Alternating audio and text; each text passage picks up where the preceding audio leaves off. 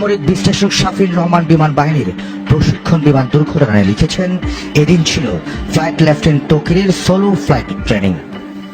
Solo flight training হলো একজন পাইলটের training এর সর্বশেষ ধাপ। ফাইটার জেট অপারেট করার জন্য একজন পাইলট যে হাই স্কিলড সেটি প্রমাণিত হয় সোলো ফ্লাইটের মাধ্যমে।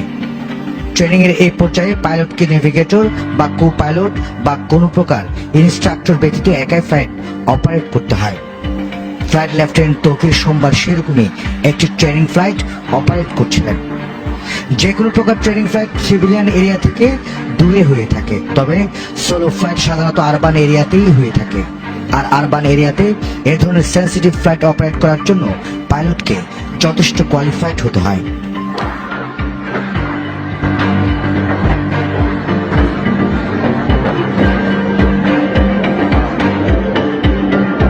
ফ্লাইট লেফটেন্যান্ট তৌকির তেমনই একজন পাইলট। ট্রেনিং এর লক্ষ্যে তৌকির তার F-7 বিমান নিয়ে কুর্মিটোলা পুরাতন এয়ারফোর্স বেস থেকে টেক অফ করেন। এরপর উত্তরা দিয়াবাড়ি, বাড্ডা, হাতিরঝিল, রামপুরার আকাশ জুড়ে তিনি উঠতে থাকেন। আপস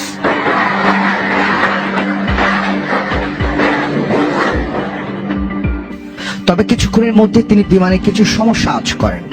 কন্ট্রোল রুমে রিপোর্ট করে জানান যে তার বিমান আকাশে ভাসছে না, মনে হচ্ছে বিমান নিচের দিকে পড়ে যাচ্ছে। কন্ট্রোল রুম থেকে তাৎক্ষণিক রেসপন্স করে ইজেক্ট করার জন্য জানানো হয়। ফ্লাইট লেফটেন্যান্ট তৌকির শেষ মুহূর্ত অবধি চেষ্টা করেছেন বিমান বাঁচানোর জন্য।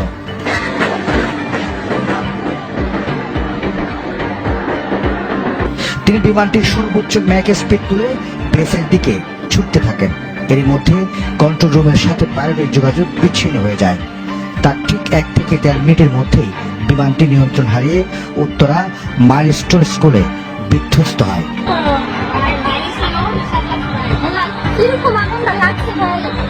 এই বিশ্লেষক লিখেন, বিমানের ঠিক কি ধরনের টেকনিক্যাল ফেলিওরের জন্য এই দুর্ঘটনা ঘটল তা কেবলমাত্র মেসিভ ইনভেস্টিগেশন হলেই তা জানা সম্ভব।